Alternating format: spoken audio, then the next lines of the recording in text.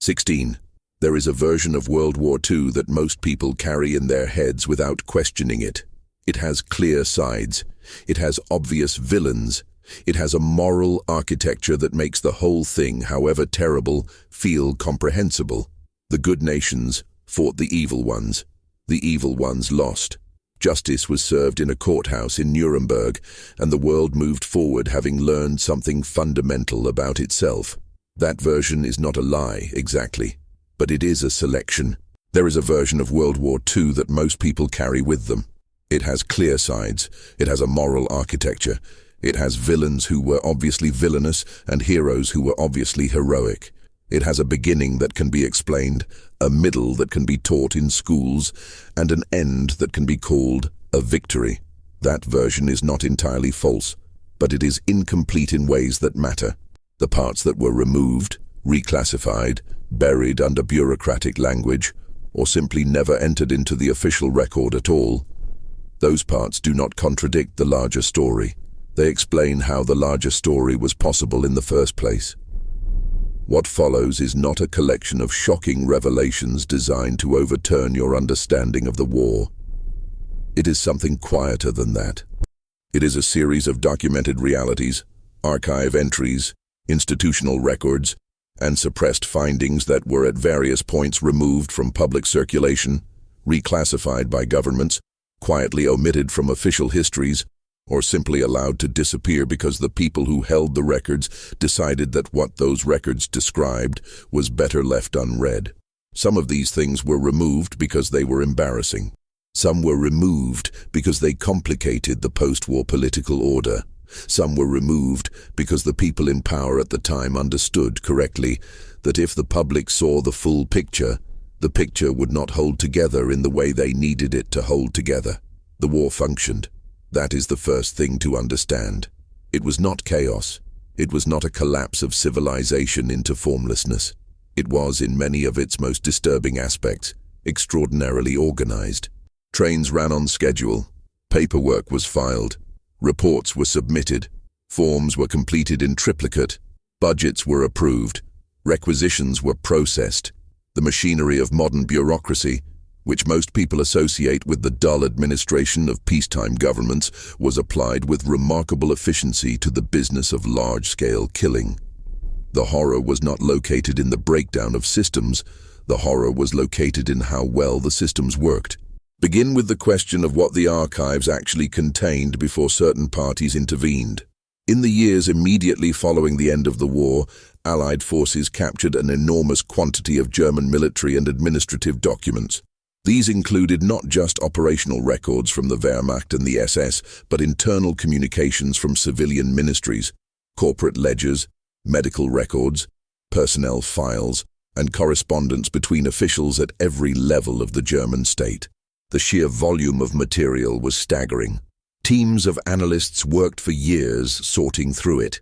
Much of it was used in the post-war trials at Nuremberg and in subsequent prosecutorial proceedings, but much of it was also quietly set aside. Not destroyed, at least not officially. Simply removed from the material that would be made available to historians and journalists and the general public.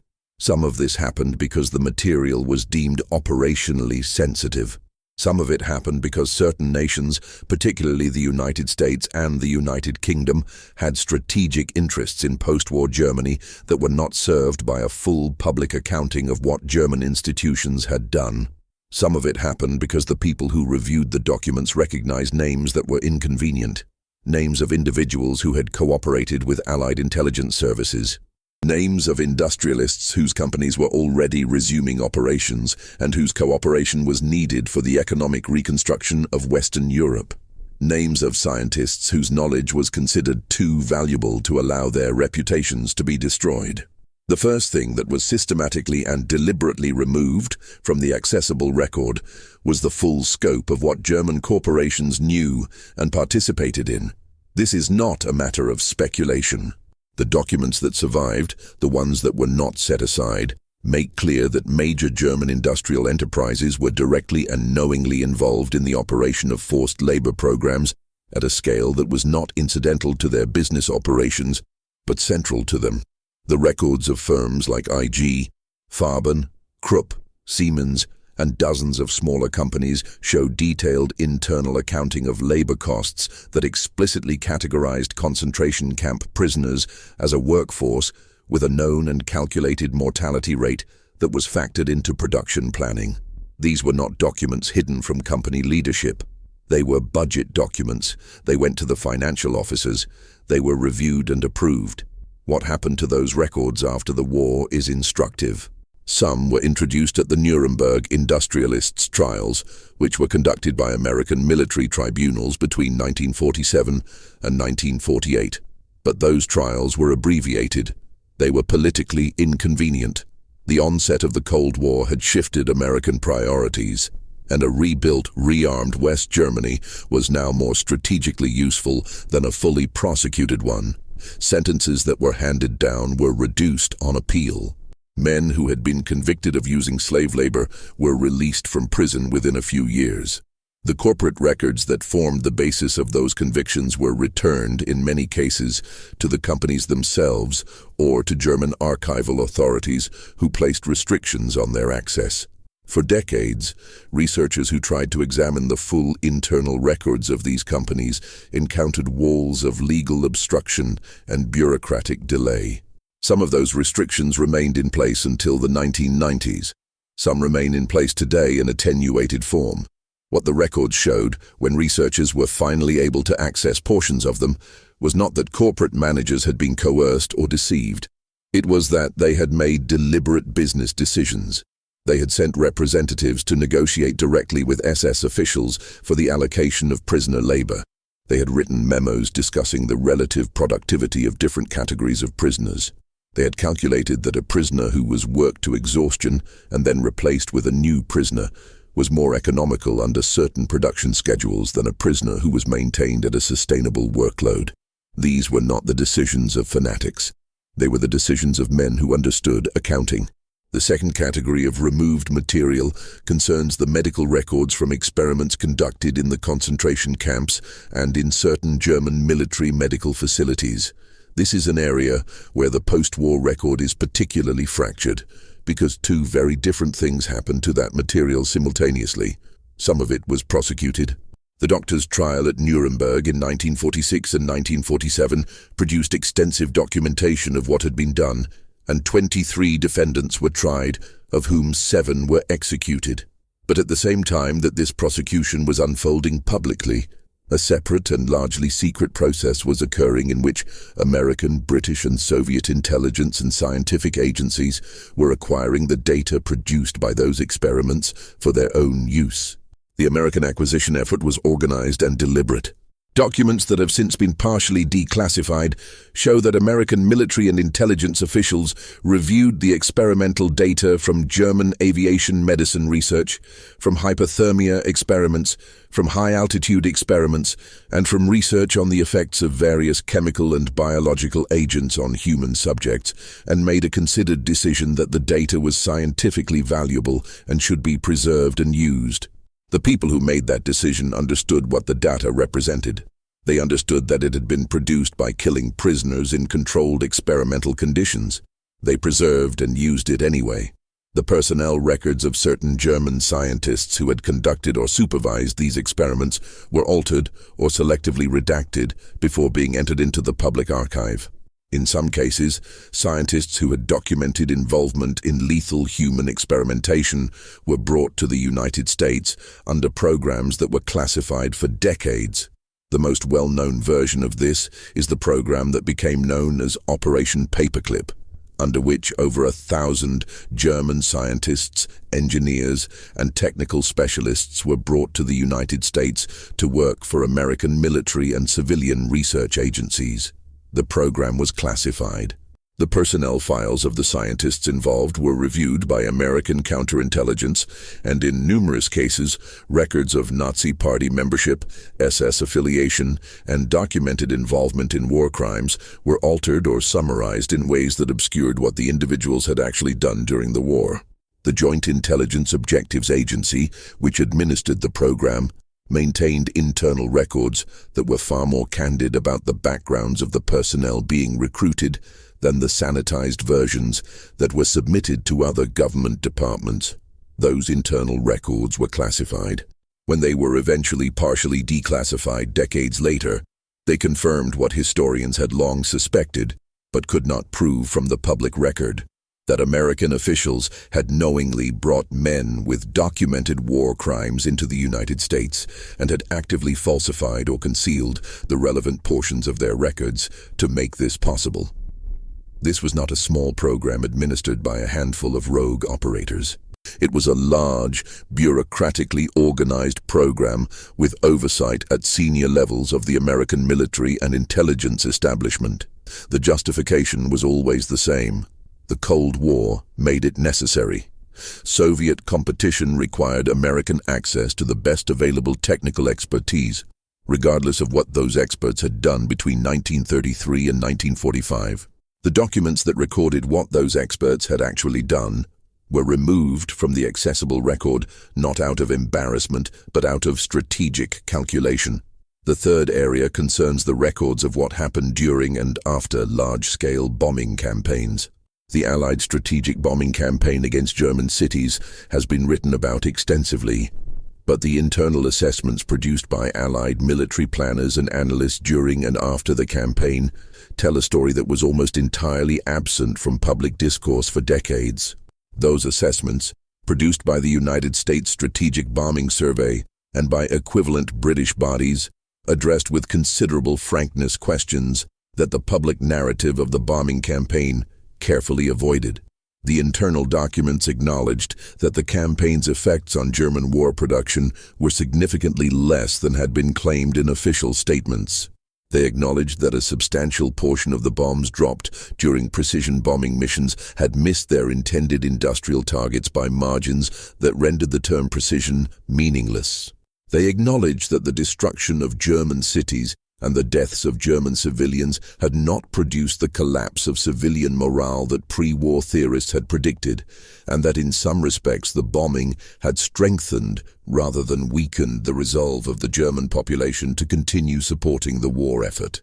These findings were uncomfortable because they raised questions about the justification for a campaign that had killed somewhere between 300,000 and 600,000 German civilians over the course of the war. The public case for the bombing campaign had been built substantially on the claim that it was an efficient means of winning the war by destroying industrial capacity and demoralizing the German population. The internal assessments suggested that neither of those claims was fully supported by the evidence. Those assessments were classified. The public record of the bombing campaign was shaped by the official statements, not by the internal analyses. The British records from this period are in some respects more explicit. Internal RAF Bomber Command documents from the middle years of the war show a deliberate shift in targeting policy that was described in bureaucratic language designed to obscure what was actually being decided. The shift was from targeting specific industrial facilities to targeting the residential areas of German cities, with the explicit intention of destroying housing and killing or displacing the working-class population that staffed German factories. This policy was developed through a process of careful analysis and deliberate institutional decision-making. It was implemented through standard military command channels. The paperwork that authorized it was filed in the normal way. What was carefully managed was the public description of the policy. Official statements continued to describe the campaign in terms of precision attacks on industrial targets. The internal language, which used terms that made the actual policy clear, was classified. When the war ended, a significant portion of the Bomber Command records from the area bombing campaign were handled in a way that limited their accessibility to researchers. The British official history of the Strategic Air Offensive, which was published in the 1960s, was written with access to records that the public did not have, and it handled the question of area bombing policy in a manner that a subsequent generation of historians, working with later declassifications, concluded was incomplete. The fourth category is the record of what happened on the Eastern Front during the German invasion of the Soviet Union. not from the perspective of the obvious atrocities that are part of the documented historical record, but from the perspective of the institutional mechanisms that organized and managed those atrocities at the level of ordinary military administration. The Einsatzgruppen, the mobile killing units that operated behind the German front lines in the Soviet Union, filed regular operational reports. These reports were detailed, bureaucratic, and comprehensive. They listed locations, dates, numbers, and categories of individuals killed. They were formatted consistently. They were submitted through normal administrative channels. They were read by senior officials. What is less well known is the extent to which the ordinary Wehrmacht, the regular German army, was administratively integrated into the operations of the Einsatzgruppen and into the broader program of killing Soviet civilians, prisoners of war, and Jewish populations in occupied Soviet territory. The Wehrmacht's own administrative records from the Eastern Front document a pattern of cooperation and coordination that the post-war German military establishment worked hard to characterize as exceptional or as the behavior of individual bad actors rather than as an institutional pattern. Those Wehrmacht records, particularly the records from Army Group administrative offices and from the logistical commands that were responsible for managing occupied territory, were the subject of significant effort after the war.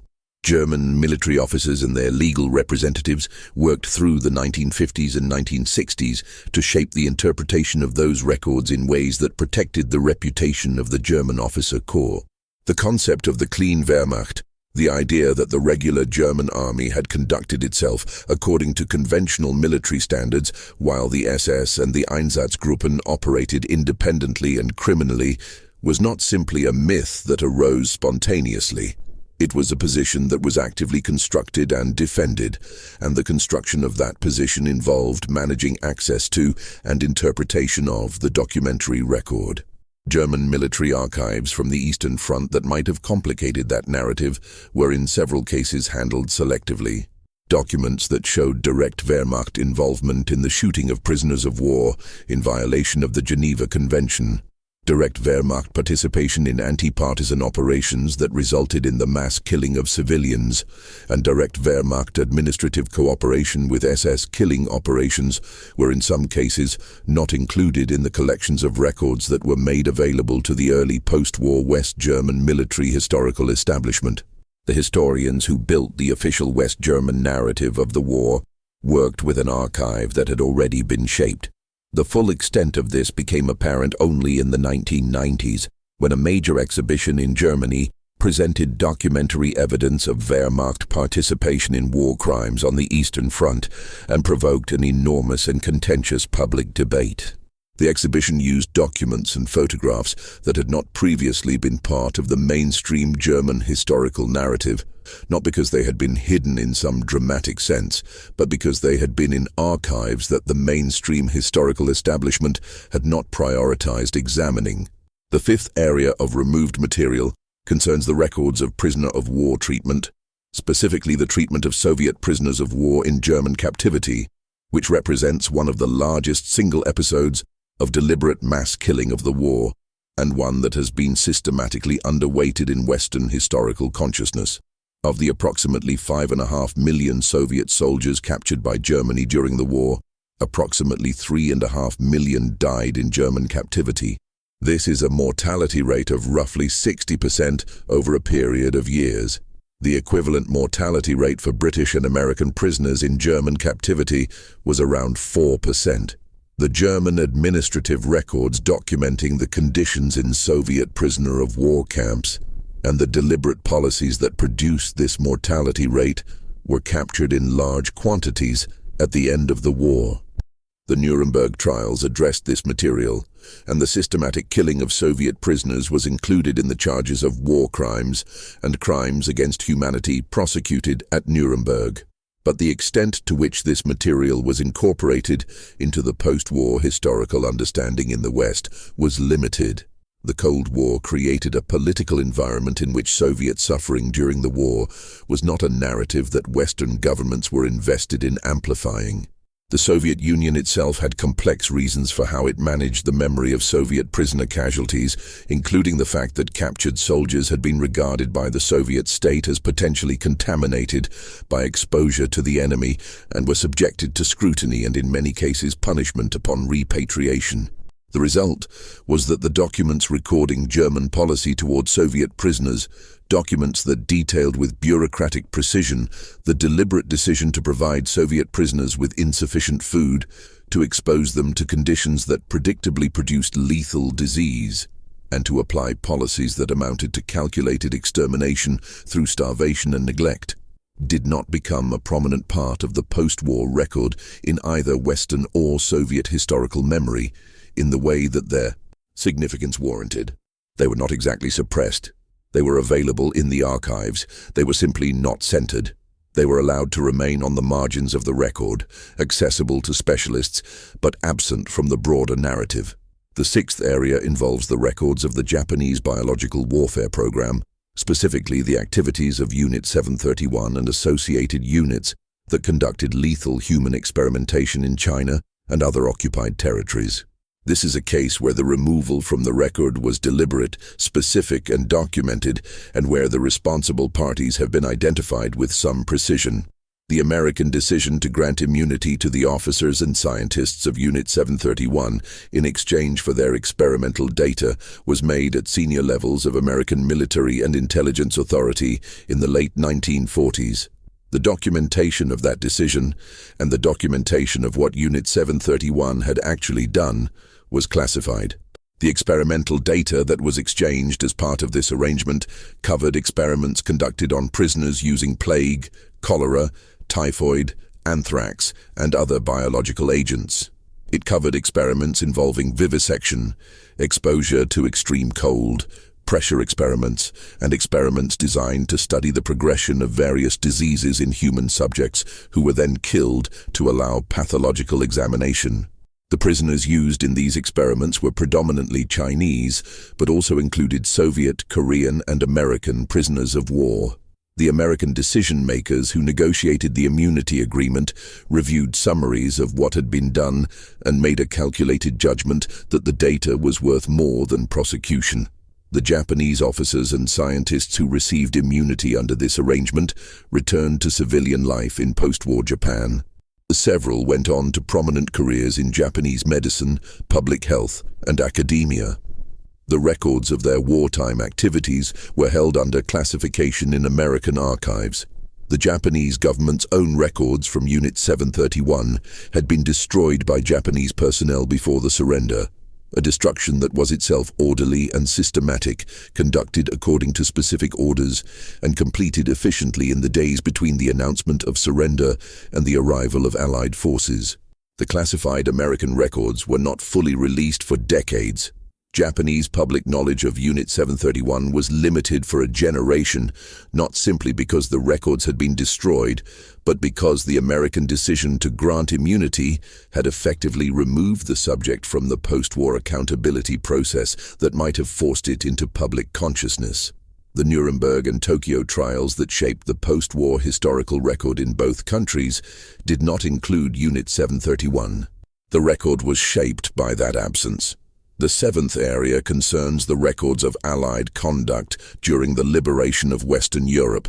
This is not to suggest a false equivalence with the systematic programs of mass killing that characterized German and Japanese conduct.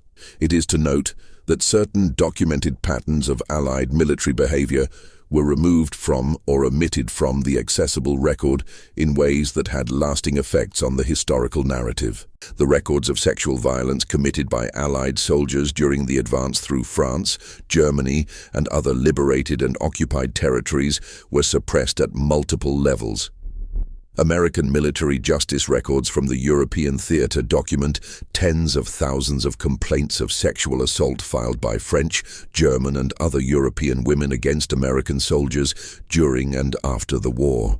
The military judicial process that addressed these complaints was selective in ways that were documented internally but not made part of the public record. The rate of prosecution varied dramatically by the race of the accused soldier. Black American soldiers were prosecuted and executed for rape at rates that were dramatically disproportionate to their numbers in the force, while comparable accusations against white soldiers at higher rates of evidence were handled through administrative processes that did not result in criminal prosecution. The records documenting these disparities were maintained by military justice administrators who were aware of the pattern. Those records were not part of what was made available to journalists or historians in the post-war period. The French records of what occurred during the liberation and the subsequent occupation are similarly incomplete. The arrival of Allied forces, and subsequently the large-scale presence of Allied soldiers during the occupation period, was associated with documented levels of sexual violence that were addressed internally by French civilian and American military authorities, but were not incorporated into the public narrative of the liberation.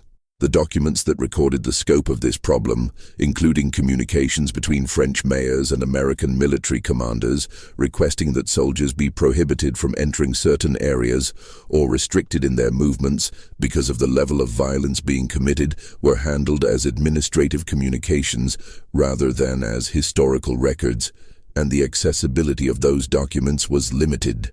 The eighth area concerns the records of what happened to German civilians during the expulsions of ethnic Germans from Eastern Europe at the end of and immediately after the war.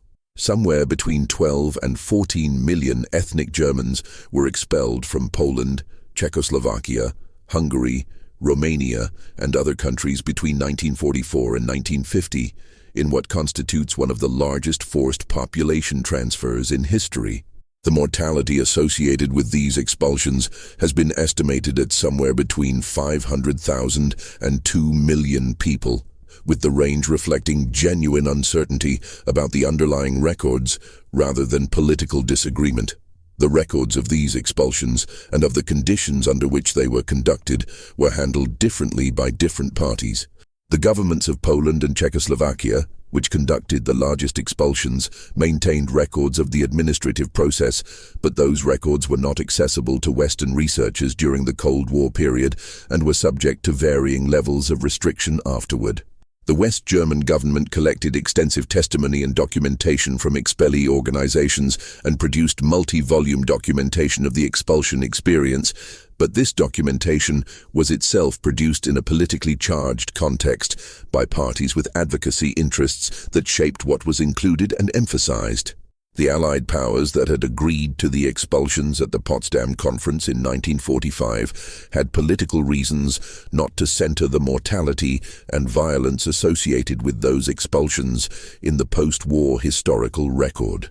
The result was that a population movement of enormous scale, with associated deaths of an order of magnitude that would qualify as a major historical catastrophe in any other context, was effectively removed from the mainstream historical consciousness of Western Europe and North America for a generation.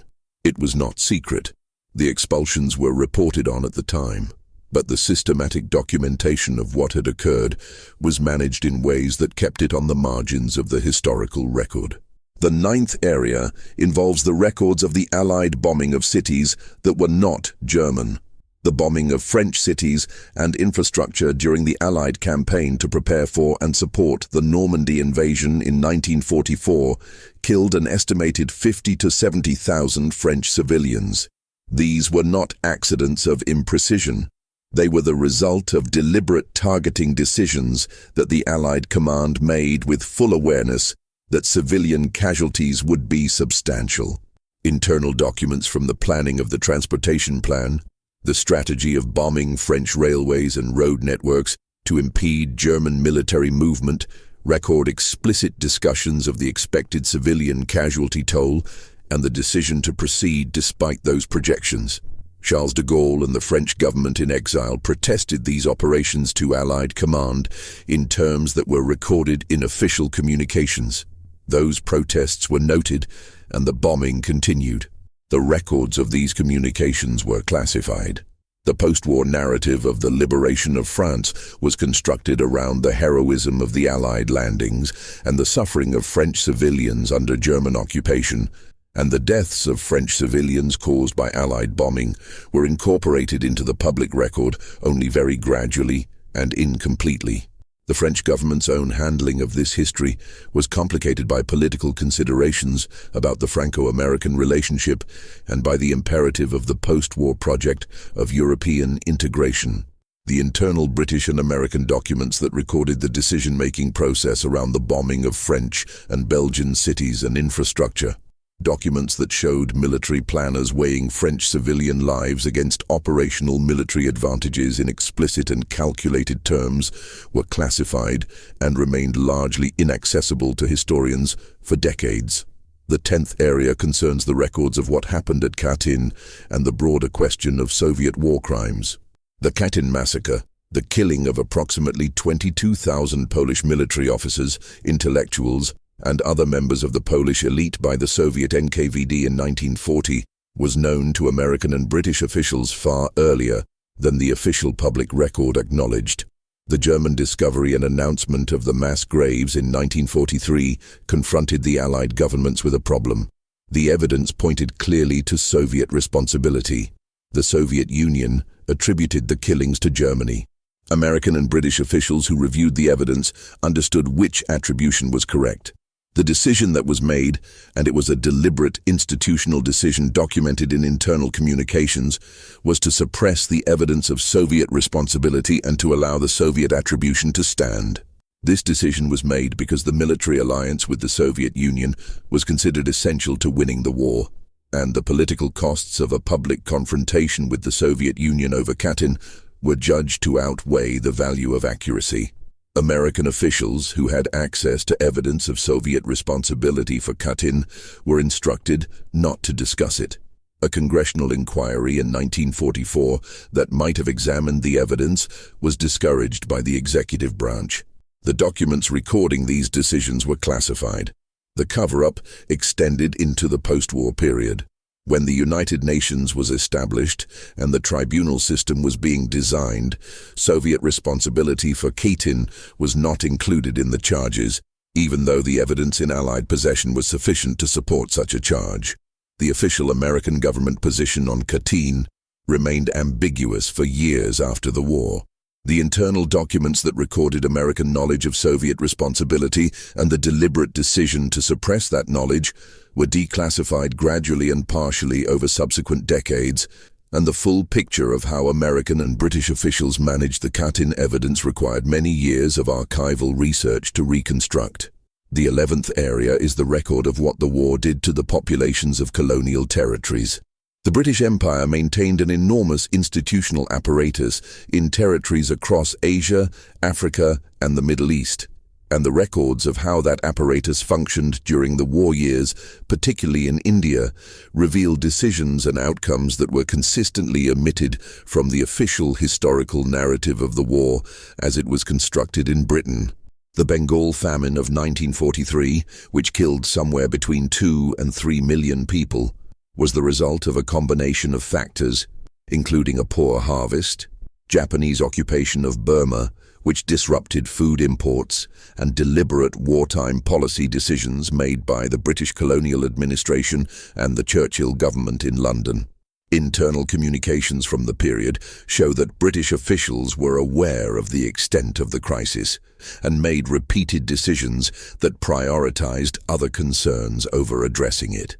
Churchill's personal communications on the subject, which have been partially released from archival restrictions over the years, show a striking dismissiveness toward Indian suffering. Requests from colonial officials and the Indian government for food imports or emergency relief were denied or delayed by decisions made in London. The relevant documents from the War Cabinet and the India Office were classified after the war and were not accessible to researchers for decades. The management of the historical record of the Bengal famine was not only a matter of archival classification, it was also a matter of how the official history of the war was written and what it included. The British official histories of the Second World War, which were written by authorized historians with access to government documents in the 1950s and 1960s, did not center the Bengal famine. It was treated as a peripheral disaster rather than as a direct consequence of wartime policy decisions made at the highest levels of the British government. The internal documents that would have allowed readers to trace the chain of decision-making that contributed to the famine were not part of the public record. The 12th area concerns the records of how the war was financed and how that financing connected the economies of neutral nations and nominally allied nations to the German war machine in ways that were carefully obscured after the war. Switzerland, Sweden, Portugal, Spain, and Turkey all maintained economic relationships with Germany during the war that provided the German economy with materials, financial services, and transit routes that were significant to the continuation of German military operations. These economic relationships were extensively documented in the records of the relevant financial institutions, central banks, and government ministries. Those records were held by the governments and institutions concerned, and access to them was restricted for decades. The case of Switzerland is particularly instructive. Swiss banks maintained accounts for German clients, including accounts that received assets extracted from Jewish victims of the Nazi regime. The Swiss National Bank purchased gold from Germany, including gold that had been looted from central banks of occupied countries and gold that had been extracted from concentration camp victims, a fact that Swiss officials understood at the time and which was documented in their own internal records. The Swiss government conducted extensive negotiations after the war to limit its exposure to post-war accountability for these transactions, and the terms of those negotiations, including the Washington Accord of 1946, were structured in ways that limited the public disclosure of what had actually occurred. The internal records of the Swiss National Bank from the war years, the records of individual Swiss commercial banks that maintained German accounts, and the records of Swiss government negotiations with the Allied powers after the war were held under severe restrictions for half a century. When researchers and journalists began systematically examining these questions in the 1990s, what they found in the portions of the record that became accessible confirmed the documentary evidence that had been partially available but had never been synthesized or made public in a comprehensive way. The Swiss government commissioned its own historical investigation, the WWII Commission, which produced a comprehensive report in 2002, and that report documented in extensive detail what the Swiss institutions had known, when they had known it, and what decisions had been made at what levels of authority. The Swedish case involves similar dynamics around iron ore exports to Germany, transit rights for German forces through Swedish territory, and Swedish financial relationships with German institutions. The records of Swedish government decision-making during the war years were handled in ways that limited public understanding of the extent of Swedish accommodation to German demands. The political sensitivity of the subject was heightened by Sweden's post-war identity as a neutral nation with a progressive international reputation, and the management of the historical record served that identity in ways that the documents, when examined carefully, complicate. The 13th area concerns the records of what Allied soldiers and officers knew about the concentration camps and the broader system of Nazi persecution before the liberation of the camps in 1945. This is a question about the knowledge environment in which military and political decisions were made, and the documentary record is more specific and more detailed than the post-war narrative of surprise and disbelief at the liberation suggests. Intelligence reports from multiple Allied agencies document that information about the existence and operation of the concentration camp system, including information about the gas chambers at Auschwitz and other extermination facilities, reached senior Allied military and political decision-makers during the war. Some of this information came from Polish underground sources, some came from escaped prisoners, some came from aerial reconnaissance photographs. Some came from intercepted German communications. The documents that record what was known, when it was known, and what decisions were made in response to that knowledge were classified after the war and remained classified for varying periods. The question of why the Allies did not bomb the rail lines to Auschwitz or the camp facilities themselves has been debated by historians for decades. The internal documents that record the specific discussions that took place within Allied governments and military commands about proposals to bomb Auschwitz and related facilities, and the reasons that were given internally for declining to act, were not part of the public record during the years when the question was first being debated. The documents that eventually became available showed that the question had been considered and explicitly rejected by senior officials for reasons that were recorded in internal memoranda. The 14th area is the record of how post-war intelligence agencies, particularly the CIA and its British equivalents, recruited former members of German and Eastern European intelligence and security services, including individuals with documented involvement in war crimes, for use in Cold War operations. This recruitment was extensive and was conducted with awareness of the backgrounds of the individuals involved. The records of these recruitment operations were classified at the highest levels and remained largely inaccessible for decades. The case of Klaus Barbie is illustrative. Barbie was the head of the Gestapo in Lyon, France, during the German occupation, and was responsible for the torture and deportation to death camps of hundreds of people, including the Jewish children of Isieux and the resistance leader Jean Moulin. After the war, Barbie was recruited by American counterintelligence and used as an asset in post-war Germany. When the French began looking for him in connection with war crimes investigations, American counterintelligence officers assisted him in escaping to Bolivia via the Rat Line network, a term for the escape routes that also used Catholic Church institutions in several countries. The American documents that recorded Barbie's recruitment and the assistance provided in his escape were classified. When journalists and investigators eventually located Barbie in Bolivia in the 1970s and began piecing together his history, the American documents that would have established the institutional responsibility for his escape were still classified.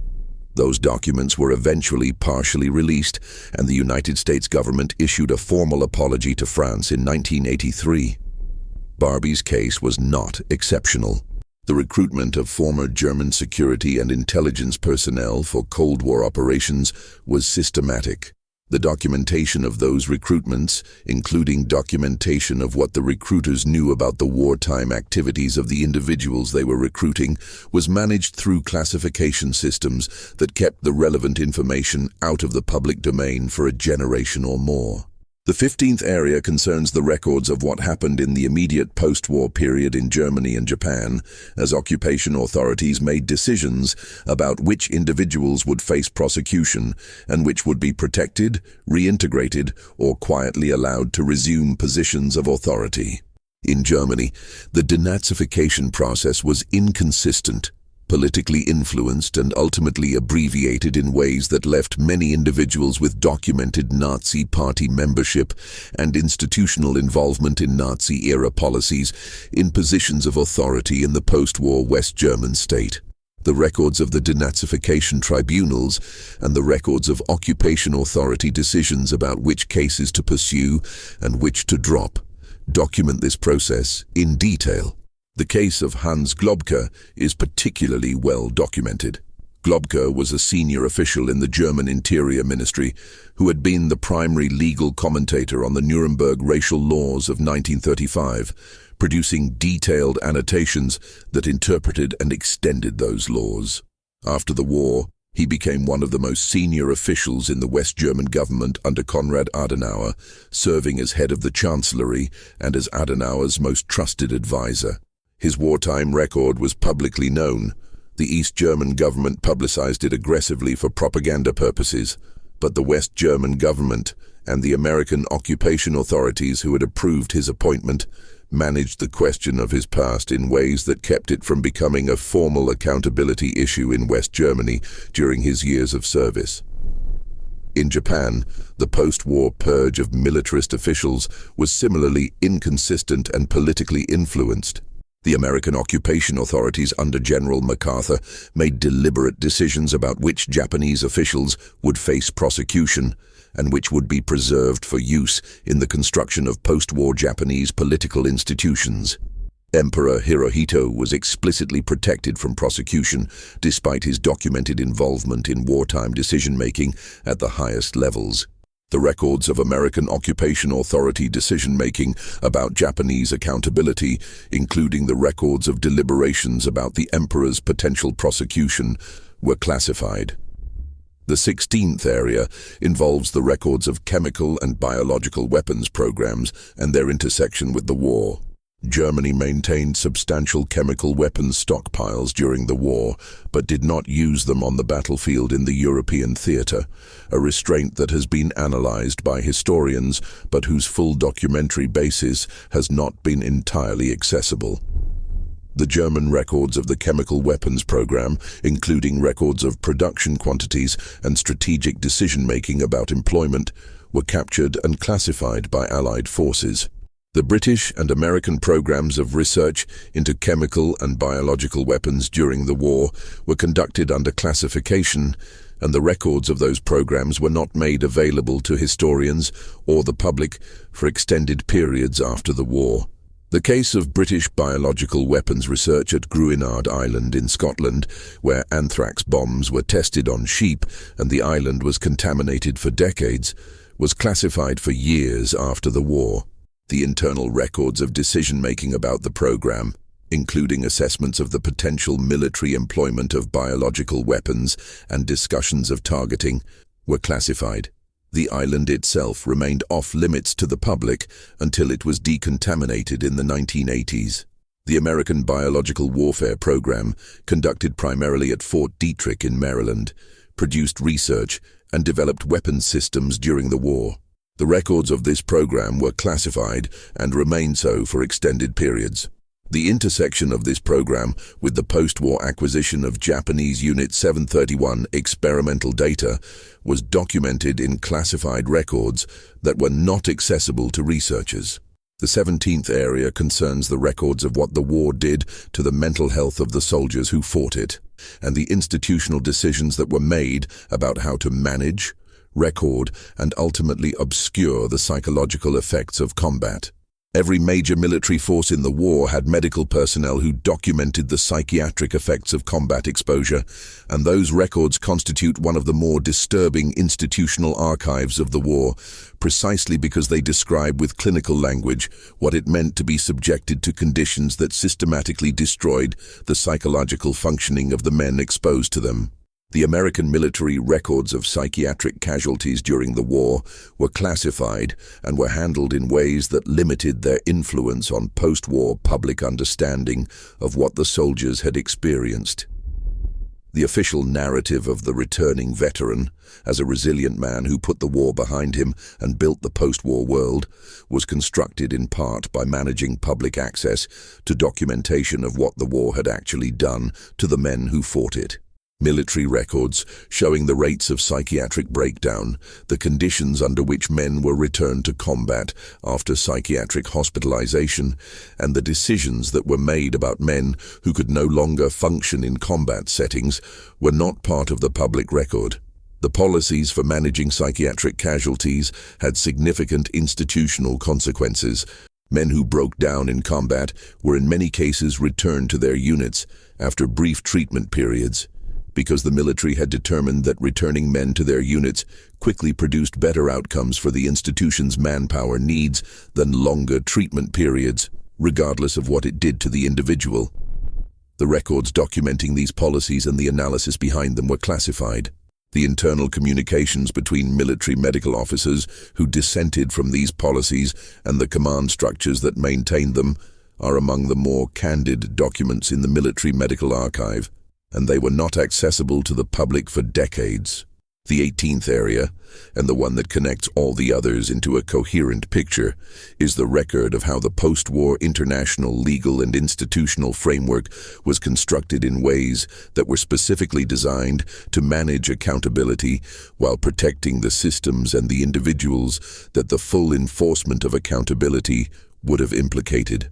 The Nuremberg trials were a genuine effort to apply legal standards to the conduct of individuals who had committed acts of unprecedented scale. They were also an institution whose scope was deliberately limited by the decisions of the prosecuting powers. The definition of crimes against peace, war crimes, and crimes against humanity that was developed at Nuremberg was applied to German and Japanese defendants. It was not applied to the conduct of the Allied powers themselves, even where that conduct met the definitions that were being applied to the defendants. This was not an oversight. It was a structural feature of the tribunal. The prosecuting powers were not subjecting themselves to the same standards they were applying to the defendants. The internal documents of the Allied governments from the Nuremberg period include discussions of this asymmetry and the deliberate decision to maintain it. The transcripts of the trials and the judgments are part of the public record. The internal deliberations about the scope and limits of prosecution are not. The institutional framework that was built after the war, the United Nations, the international financial institutions, the alliance structures that became NATO, was built by the same governments and in many cases by some of the same individuals who had made the wartime decisions that the full application of the standards developed at Nuremberg would have required examining. The decisions about what would be prosecuted and what would be protected, what would be included in the public record, and what would be removed or classified, were made by people who understood what they were doing. They understood that a full accounting would implicate institutions and individuals and practices that the post-war order required. They made calculated decisions about how much of the record the post-war order could accommodate. The documents that record those decisions, the internal communications that show the deliberate choices about what would be preserved for history and what would be managed out of the accessible record, have been emerging from classification gradually for decades and continue to emerge. Each declassification cycle produces material that fills in portions of the picture that were previously blank. The picture that emerges is not primarily one of dramatic evil or dramatic heroism. It is a picture of institutions making calculated decisions, of paperwork being filed and processed and in some cases removed, of systems working as systems work, producing outcomes at scale without requiring that any individual participant confront the full meaning of what the system was doing. The war ended in 1945 with the defeat of Germany and Japan and the establishment of the legal and institutional framework that the victorious powers built to manage the post-war world. The men who ran the institutions that had ordered the area bombing of cities, that had made the calculated decisions about prisoner mortality rates, that had negotiated immunity in exchange for experimental data, that had managed the diplomatic record of the alliance with a government conducting mass executions, that had approved the recruitment of individuals with documented war crimes into post-war intelligence services. Those men did not face accountability for those specific decisions. They administered the post-war order. They signed the founding documents of the institutions that were built to prevent future wars. They presided over the trials of the men who lost. The systems that had enabled what the war produced remained intact. They were adapted, reorganized, given new names, placed within new institutional frameworks. They continued to function.